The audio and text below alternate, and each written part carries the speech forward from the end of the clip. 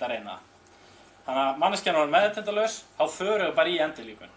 Þetta getur við sagt, við ætlum að kanna öndun, en við vitum að hann er ekki að anda eðlilega, hann er með risa aðskotahlut í hálsinum og orðið meðvitundarlaus út af því. Hann getur bara farið beint í endurlíkun. Nú 30 sinnum blása tvisvar. Og það virkar alveg að blása, oft kemst eitthvað loft á milli. Og jafnvel nær maður að blása hlutnum bara niður í aðra berkjuna eða eitthvað svoleiðis, sem er bara fínt. Þannig að það er alltaf lagi að reyna að blása í þá sem eru með aðskotahlut í öndunarveginum.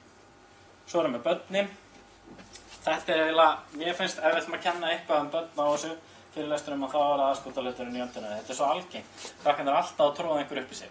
Og því miður eigum við ekki barnadúkku, en það sem við kennum þar er að maður tekur barnið svona sem sagt, styður við höfuðið með hendinni, leggur og svona niður og slær bara á bakið, alveg eins og fullorðinn. Kannski ekki alveg eins fast, en það þarf samt að gera svolítið ákveðið.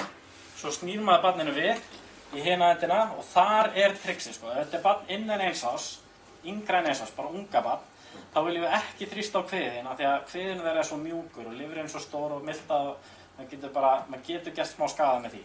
Þannig að þá þrýstum við bara á brjóstkassan, bara eins og í hjartanóði. 1, 2, 3, 4, 5, svo 1, 2, 3, 4, 5, svo 1, 2, 3, 4, 5, ok, þetta gerum við með börnin. Svo ef barnið verður meðvitundarlaust, kíkjum við upp í, getum við ná hlutnum auðveldlega, annars gerum við ekki, svo bara blása og núða barnið eins og venjulegri endurlíkun, 32. Ok, basic. Þarna er þetta allt útskýrt. Og hefur maður að láta krakka vera 2 og 2 saman í þessu og æfa sig? Já, æfa sig. Það er bara tilvalið. Ef maður hefur tíma og svona hópurinn er til í það.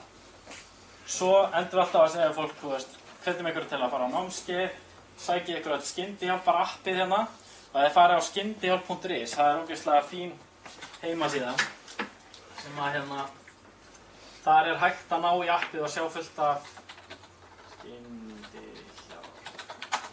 Nei, það er píð.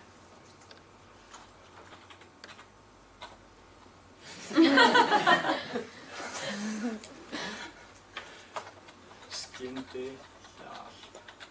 Svona. Sækja appið, það er mjög einfalt. Og er fullt af svona myndbönd, bæði stutt og löng. Skyndihjálparlagi sem er mjög skemmtileg. Þessi myndböndin uppi eru ógeðslega löng reyndar. Það er til styttir útgáfa eins. Ok, löng myndbönd eru ógeðslega fyndin. Það eru mjög fyndin. Sjúklega mikið backstory og lítið og síðan loksins gerist þetta svona 5 mínútur, það er alveg að svita að hoppa á þetta. Það er áfyrir leikar. En ekki endilega eða öllum... Nei, það er bara svona persónulega, við erum ekkert að fara eða þú veist... Og sjáðu niðri. Er allir skólarnir sem við heimsóttum með Rauða krossinu líka. En niðri er svona skyndihjálp. Endurlíkun, aðskotahlutur í hálsi, blæðing, bruni.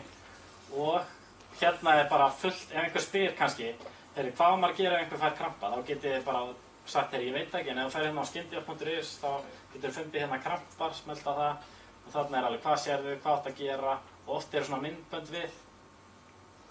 Og þessi myndbönd eru rosalega pólitískt rétthugsandi, þannig að það er alltaf einn svartur, einn í hjólastól og alltaf passa með kall og kona og eitthvað